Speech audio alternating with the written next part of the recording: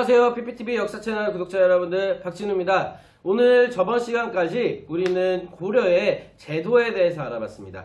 중앙, 지방, 군사, 교육, 과거제도 등등을 알아보면서 고려의 체제 정비에 대해서 알아봤습니다. 그러면 오늘 알아볼 것은요, 바로 고려의 대외관계에 대해서 알아보려고 합니다. 특히 오늘은 대외관계 첫 번째 시간으로 거란과의 관계에 대해서 알아보도록 하겠습니다. 자, 지금 제 옆을 보시면 지도예요. 지도입니다. 이 지도를 보면서 이 당시에 고려가 존재했을 당시, 고려 초기에 이 중국, 한국, 일본을 포함한 이 동아시아의 정세를 먼저 좀 파악해 보도록 하겠습니다. 먼저 원래 중국 같은 경우에는 이 당나라가 존재했었고요. 그리고 북쪽에는 돌궐, 거란, 여진 이런 나라들이 존재를 했었고요. 또한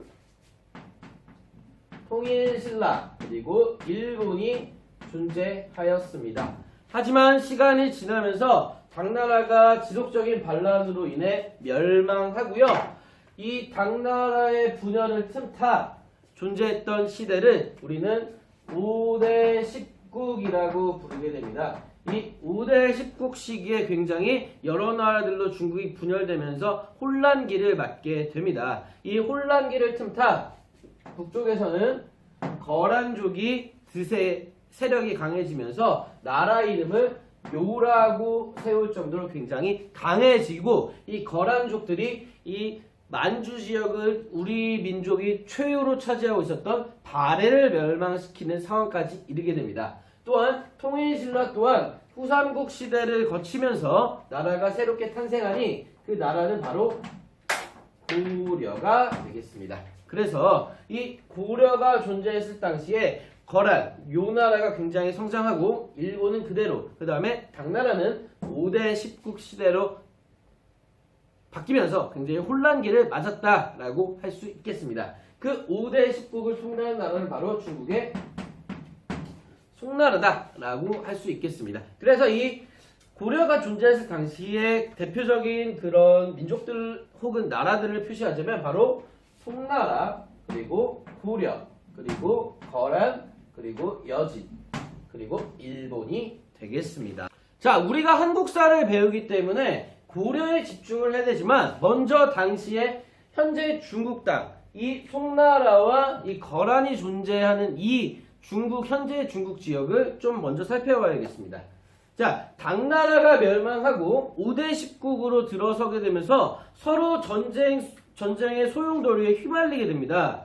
그런데 이 당시에 5대 10국 중에 하나인 후저서라고 하는 후진이라고 하는 나라가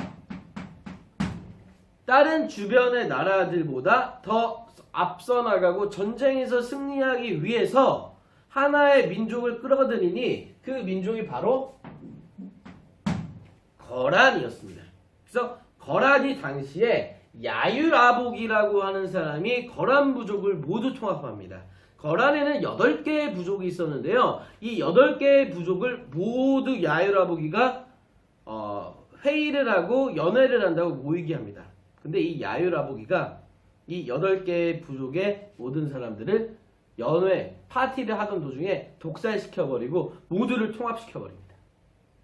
강력해진 이 거란족들은 당시에 만주 지역을 차지하고 있던 발해를 멸망시키고 굉장히 목초지를 얻게 됩니다. 이 목초지를 얻은 효과로 굉장히 기마병들을 굉장히 많이 양성시키게 됩니다.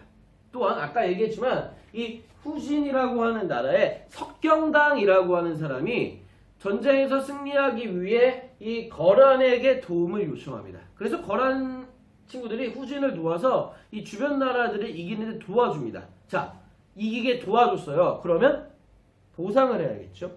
그런데 이 석경당이 거란에게 내민 선물 카드는 바로 만리장성 아래쪽에 있는 연운 16주라고 하는 땅을 선물로 줍니다. 자.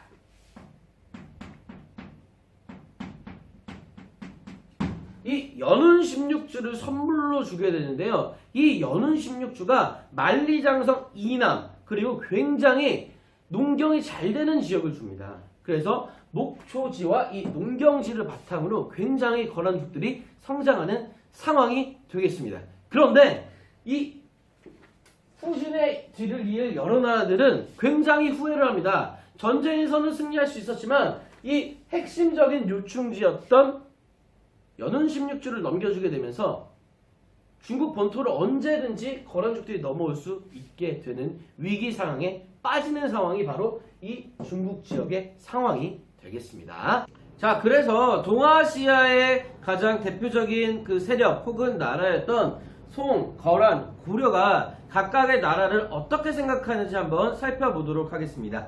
자, 먼저 송나라 같은 경우에는 송 필요 없고요, 거란 필요 없고요, 고려 이렇게 필요 없죠. 자, 송 같은 경우에는 거란에 대해서 적대적입니다. 적대적입니다. 왜냐하면은 원래는 도움을 받았지만 송나라로 통일하면서 만리장성 이남에 있는 연운 16주를 되찾기 위해서 거란과는 적대적인 관계를 가지게 됩니다. 자, 그 다음으로 송 같은 경우에 고려와는 친선 관계입니다. 그 이유는 송나라 혼자 거란을 공격하면 그것보다는 송과 고려가 함께 거란을 공격하면 훨씬 더 이득이겠죠. 그래서 거란전을 승리하기 위한 목적이 담겨져 있습니다. 자, 거란 같은 경우에 송나라와도 적대적입니다.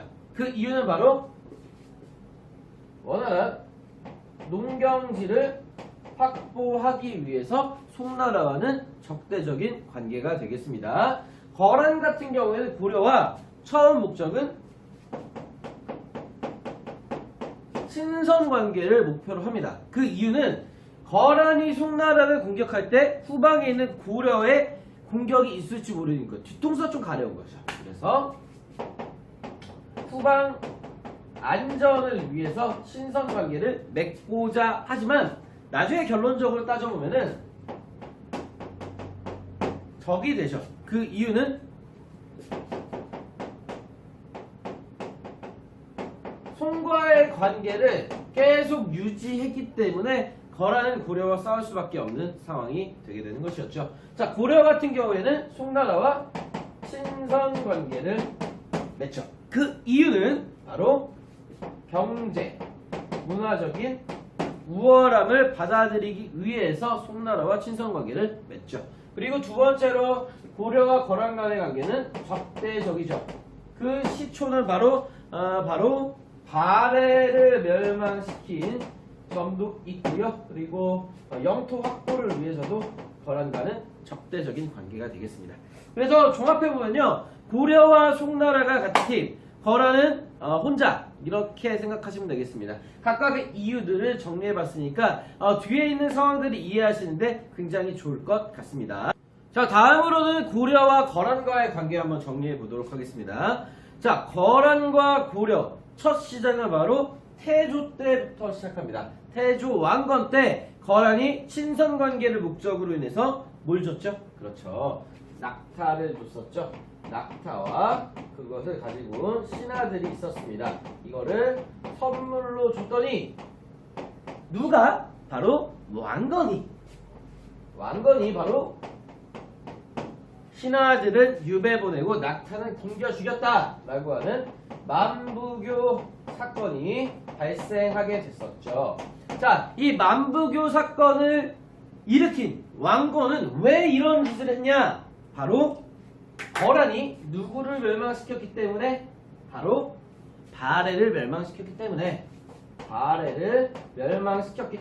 라고 할 수 있겠습니다. 자, 또한 발해가 거란에게 멸망당하고 발해 유민들이 고려로 넘어왔었죠. 그럼 발해 유민들이 고려의 정책들을 다 보고 있겠죠. 당연히 유민들을 포섭하기 위해서 이러한 정책을 실시할 수밖에 없었습니다. 그리고 쭉 세월이 지나다가 거란의 전성기를 이끌었던 성종 때 후방 안정을 목적으로 하기 위해 본격적으로 중국 본토를 공격하기 전에 후방 안정을 위해서 고려와 좀 안정될 필요가 있겠다라고 생각을 해서 장수를 하나 파견합니다. 바로 소손영. 소손영이 군대를 이끌고 고려로 넘어오게 됩니다. 자, 소손영이 국경을 건너서 고려의 영토로 넘어오기 시작합니다. 그래서 싸우기는 조금 그래서 뭐를 요구합니다. 바로 항복을 요구합니다. 그 항복을 요구할 때, 야 고려 친구들아, 내가 80만 명이나 이끌고 왔어. 너네 잽던데 항복을 요구합니다. 고려 조정의 왕이었던 성종이었습니다. 성종과 신하들의 분위기는 울상이 됐겠죠. 자, 이런 상황 속에서 보통이라면 야 우리 이제 어떻게 하면 좋을까라고 이야기할 때 야 항복하자 라고 주장하는 사람도 있을 거고, 아니야 싸워야 돼 이렇게 주장하는 사람도 있을 겁니다. 하지만 여기서 다릅니다. 바로 그래 우리는 거란한테 상대가 안 될 거야, 항복하자 라고 하는 파가 있고요. 두 번째 있던 파가 바로 야 그냥 항복한다고 해서 얘네가 항복을 받아줄 것 같지 않아. 자, 땅이라도 내어주고 항복하자. 와, 기가 막히지 않습니까? 얘네들을 바로 할지론이라고 합니다. 땅을 떼어준다라고 해서 할지론이라고 하는데요. 항복파와 할지론으로 나눠지게 됩니다. 기가 막히죠. 그러면 싸우자고 했던 사람들은 없었다는 거죠. 그런데 여기에 추가적으로 소식이 하나 들어옵니다. 이 거란이 국경을 넘어와서 고려군과 크게 전투가 벌어집니다. 그런데 이 전투에서 고려가 압도적으로 패배하는 상황까지 닥치게 됩니다. 와. 그러면 항복하자, 땅 내어주고 항복하자는 파 중에서 어떤 파가 대세일까요? 바로 땅 내어주고 항복하자는 할지론이 대세가 되게 됩니다. 자, 그런데 여러분들 생각을 한번 해보세요. 소손영이 80만 명의 군대를 이끌고 왔어요. 그러면 속전속결 지금 빨리 고려의 국경을 넘어서 전 영토를 다 먹으려면 되겠네요. 근데 실제로 산술적으로 80만 명일 확률은 극히 드뭅니다. 그래서 역사학자들이 생각하기에 소손영은 한 6만에서 8만 명 정도 이끌고 와서 80만 명으로 부풀린 거다라고 하는 이야기가 많습니다. 그래서 하여튼 이 소손영이 이런 항복 요구를 하고 고려가 항복을 하지 않죠. 아직 협상을 이게 자기들끼리 이제 얘기를 하고 있으니까. 그런데 이상하게도 소손영이 공격을 안 해요. 이상하죠. 2달 동안 이 고려 국경 근처인 청천강에서 밖에서 야 너네 항복해 이러고만 있는 거예요. 이상하죠. 이런 틈을 타서 등장하는 사람이 있었으니 바로 그 유명한 서희가 되겠습니다. 서희입니다. 서희가 왕한테 얘기를 합니다. 전하 이상하지 않습니까? 거란 애들이 공격을 할 거면 공격을 하지, 지금 2달간 동안 항복하라고만 요구만 하고 있지 않습니까? 이상하죠? 이건 분명히 뭔가 있는 겁니다. 이런 얘기를 하기 시작하는데, 하지만 대세는 할지론파들이 압도적이었기 때문에 서희는 그냥 조그마한 주장일 수밖에 없었습니다. 그런데 소식이 하나 들어오게 됩니다. 바로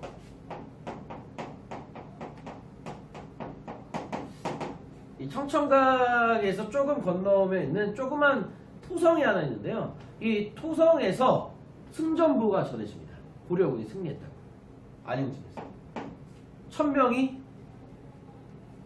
6만에서 8만 명이 되는 병력을 이겼다는 소식이 나옵니다. 와, 기가 막히죠. 와, 어떻게 이겼을까요? 그런데 이 안용진이라고 하는 이 조그만 성을 막아냈던 사람이 바로 발해 유민을 이끌고 온 대광연의 아들이었습니다. 안용진에서 대광연의 아들이 필사항전하며 지켜냅니다. 그래서 서희는 깨닫습니다. 아, 얘네들이 온 게 진짜 전쟁을 하러 온 목적이 아니구나 라고 하는 걸 확신하게 됩니다. 아니, 공격을 할 거면 정확하게 대부분이 사용하는 공격 루트를 통해 오지 이 조그마한 토성 하나 공격하려고 온 건 아니다 라고 생각해서 왕도 이 서희의 말을 듣고 인정합니다. 자, 그래서 고려 정부에서는 한지론이 아니라 이제는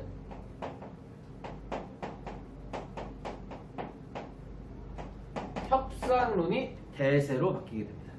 자, 그러면 이 협상을 하기 위해서 누가 가야 될지 고민하다가 결국 우리가 모두 다 알다시피 서희가 소손영을 만나러 가게 됩니다. 서희가 소손영을 만나러 가게 됩니다. 소손영이 이야기를 합니다. 야, 약소국이 지금 신하가 왔는데 나한테 절을 해야지 왜 뻣뻣이 서 있는 거야? 에이, 강대국 약소국 그런 게 어딨어요. 아니, 당신도 신하고 나도 나라의 신하기 때문에 신하랑 신하끼리 어떻게 절을 하냐? 나는 우리 왕께 절을 할 거다. 난 너한테 절할 생각이 없어. 듣고 보니 그렇구만. 그러면 일단 들어가서 쉬시고 내일 얘기나 합시다. 서희씨 어서 오시게. 앉아보시고. 자, 당신네들은 왜 우리한테 항복을 하지 않는 것이오? 아니, 그야 당연한 거 아니오. 이 나라와 나라 사이에 뭐 약하다고 해서 우리가 항복해야 됩니까? 그건 그렇지. 너희 고려는 신라를 뒤에서 나온 나라고 우리 거란이 고구려를 뒤에 나라야. 야, 말도 안 되는 소리 좀 하지 마라. 자, 봐라. 고구려를 뒤이어서 계승하겠다는 의미로 우리 나라 이름이 고려인 거야. 그렇네. 알겠어요. 자, 그렇다면은 너네는 왜 우리나라랑 친하게 지내지 않고 저기 멀리 있는 송나라하고만 친하게 지내는 거야? 당연히 우리나라도 너희 거란과 친하게 지내고 싶어. 그런데 너네가 친하게 지내려면 이제 육로로 걸어가야 되잖아? 근데 중간에 누가 있어? 여진족들이 있잖아. 이 여진족들 때문에 내가 너희와 교류를 할 수 없고 배를 타고 가서 송나라와만 교역을 하는 거야. 자, 그러면 간단하게 해결이 되었네? 우리 같이 거란하고 너네 고려하고 같이 힘을 합쳐가지고 여진족을 내쫓고 도로를 만들면은 너희가 교역을 할 수 있지 않겠니?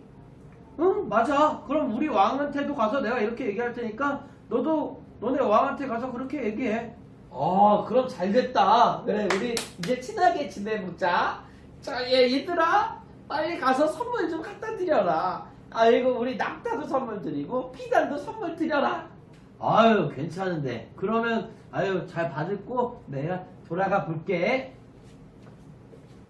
우리가 이렇게 지금 상황극으로 어느 정도 보여드렸는데요. 이 상황극을 여러분들 보통 우리가 알고 있기로는 서희의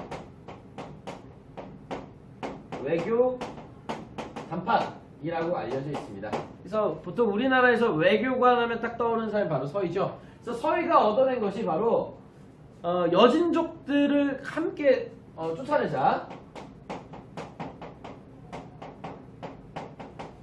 그리고 추가적으로 한 것이 바로 영토를 얻어내죠. 바로 강동육주라고 하는 곳을 확보하게 됩니다. 자, 강동육주 한번 지도를 한번 보겠습니다. 자, 이 강동육주 좀 이상하지 않습니까? 우리에서 보면은 그 압록강의 아래쪽에 있잖아요. 그러면은 강동육주라고 표현하는 게 좀 이상하죠. 우리 입장에서는 강동육주 땅이 있고 그 옆에 강이 있기 때문에요. 이걸 붙인 나라가 바로 중국이기 때문이에요. 중국의 입장에서 압록강 동쪽에 있는 여러 지역이잖아요. 그래서 중국식으로 표현해서 강동육주라고 한다라고 하는 걸 팁으로 말씀드립니다. 자, 그래서 이 강동육주를 확보하고 여진족들을 공격하게 됩니다. 그리고 추가적으로 송과의 관계를 끊고 이제 거란의 연호를 사용하게 되면서 거란과 어느 정도의 친선 관계를 맺기 시작하는데 여기에서 가장 키포인트는요 바로 강동육주였습니다. 자, 중국 지역에서 압록강을 건너면 당연히 거쳐야 하는 곳이 바로 이 강동 육주였습니다. 근데 이 강동 육주 지역은 거란도 아니고요, 여진도 아니고요, 고려도 모두 차지하고 있지 않은 그런 무주공산의 지역이었어요. 그래서 거란과의 외교談判을 통해 이 강동 육주를 확보하게 되면서 자연적인 천연의 요새지를 손쉽게 확보하게 됩니다. 여기서 서희의 외교談判에 엄청난 효과가 있다는 거죠. 단순히 땅을 얻은 게 아니라 외적들의 침입을 미리 저지할 수 있는 천연의 방어선을 편성할 수 있었다라고 하는 거죠. 그래서 서희가 이 외교談判이 끝나고 그 후에 성종과 그 다음 왕의 명을 받아서 이 강동 육주 지역에 23개의 성을 쌓아 언제 잊지 모를 거란의 공격을 대비하는 그런 현명한 선택을 확보하게 됩니다. 이 강동 육주 땅을 얻으면서 후에 있을 거란과 후에 있을 여진과 후에 있을 몽골과의 전쟁을 어느 정도 견제할 수 있었다고 하는 엄청난 효과가 있었습니다. 자, 그래서 오늘 당시 동아시아 송, 그다음에 일본, 고려, 거란, 여진과의 그런 존재의 그 지도를 통해서 살펴봤고요. 그 다음에 송, 거란, 고려가 서로를 어떻게 생각하고 있는지도 알아봤고요. 그 다음으로 인해서 서희의 외교담판까지 이어지는 고려 초기의 거란과의 관계까지 살펴보았습니다.